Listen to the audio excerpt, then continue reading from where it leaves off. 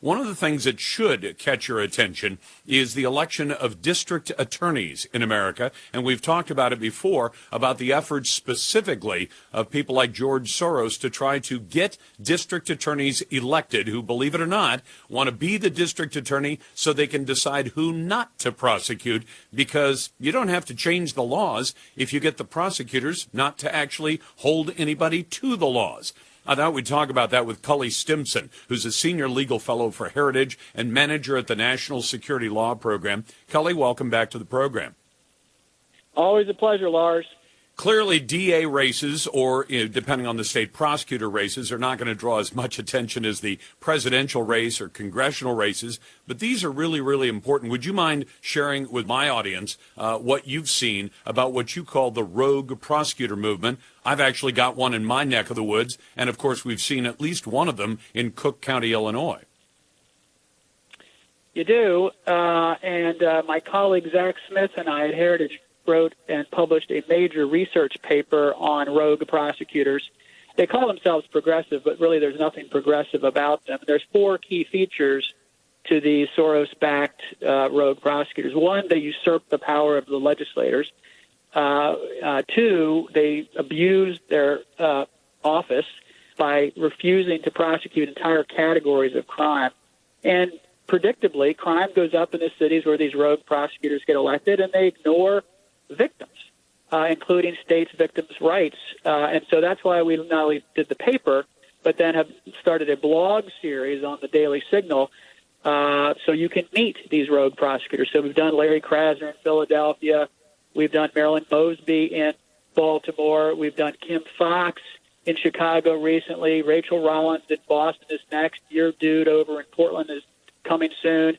George Gascon from San Francisco. So we're going to go right through the list and point out the crime statistics from the FBI crime numbers and all the horrible things they're doing.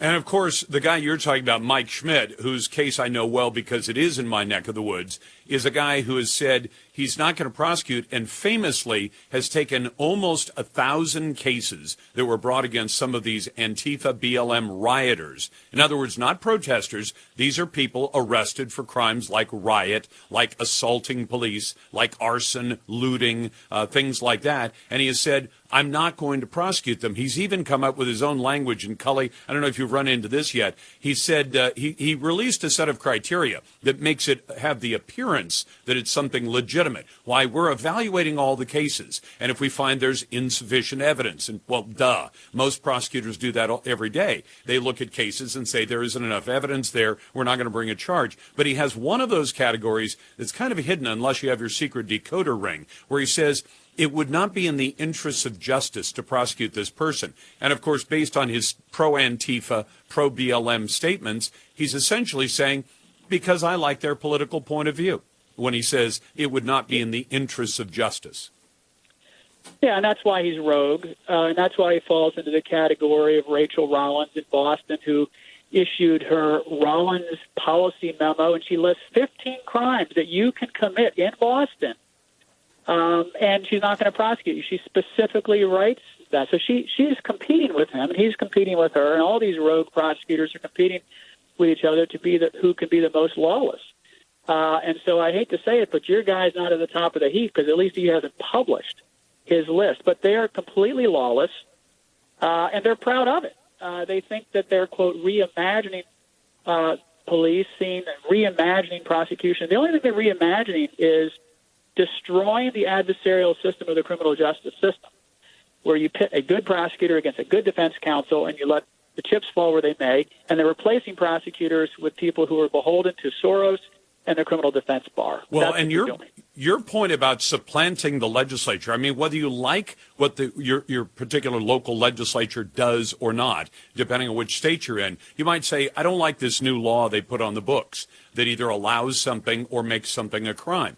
But those are the decisions of the people's representatives. Once you've decided something is against the law, for a prosecutor simply to say, I'm not going to prosecute that people accused of violating that rule, he's really put himself in the place of replacing the entire legislature, in some cases, dozens or even as many as 90 people who've made decisions representing their constituents. And then this guy or gal says, but I'm not going to prosecute that crime. I don't care if you put it on the books or not. And people should be concerned about that. And I see this real decided lack of interest by the mainstream media to even ask these prosecutors, if the legislature made this illegal, what business is it of yours to say, I'm not going to prosecute it?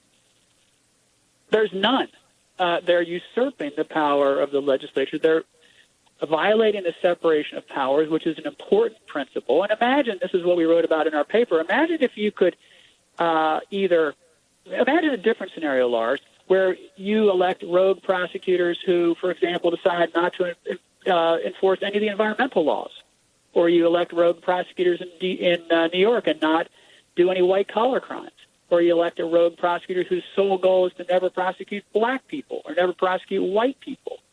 I mean, there's all sorts of rogue prosecutor ideas out there, but the ones that are being elected by Soros simply usurp the power of the legislature and not prosecute drug cases, gun cases, breaking and entering cases, looting, rioting, all the favorite crimes of the left, because they believe incorrectly that the entire system is systemically racist and it needs to be burned down. And that's why I encourage people to read our paper. I encourage people to email me at charles.stimson@heritage.org or go on Twitter and send me a direct message and tell me about the horrible things that these rogue prosecutors are doing in your city, in Portland and elsewhere, because when we write about your guy, we want to have actual stories in addition to statistics. And by the way, since we just passed the first of the month, this guy's only been on the job for 3 months. And he actually had the former prosecutor step out of the way 6 months early and say, I'm going to let him in early. And he's had 3 months on the job. He's already marked almost 1,000 cases that he has declined to prosecute. Now, I'm not saying that every prosecutor prosecutes every case. We know that that doesn't happen. Prosecutors have to sort out the cases, but they generally do it based on, right. Is there evidence to believe that a crime was committed? Did the grand jury bring in an indictment in this case? But in his case, he's saying he's not actually dismissing. It's the wrong term of art because judges can dismiss a case. He simply declines to prosecute, which means it can be largely invisible to the public. So when you say, why isn't the public in an uproar over this? Well, it's because they don't see it. A case, an arrest happens, somebody is mugged, mugshot, and booked, and then the case goes to the grand jury, and the DA just says, nope, I'm not going to prosecute that one. Those can happen without anybody really being aware of them. There's not much public process there at all. It's all happening behind closed doors, whereas criminal cases are supposed to be decided in front of a judge, in front of a jury, in front of the public who's allowed to come in and watch it. The DA can do everything behind closed doors. And that's why I want people to read our paper, at least our blog series, because, look, I was a criminal defense attorney and a judge and a prosecutor. I know what the proper level of discretion is for prosecutors. We're not talking about throwing everyone in jail. We're talking about holding people to account and faithfully executing the law that the state legislature passes. I'm not talking about throwing everyone in jail. But there's another invidious aspect to this. When you don't bring charges against people where there is probable cause and you can prove the case beyond a reasonable doubt, they're not building a rap sheet. So when they do something really serious and the feds have to come in, they can't, for example, try them for a 922G, of ex-felon possession charge. That's happening in Boston all the time. And so they are simply abusing their office. They're usurping the power of the legislature. They're creating more and more victims. In Chicago, Cully, I've got to break it off at that point. That's Cully Stimson from the National Security Law Program at Heritage.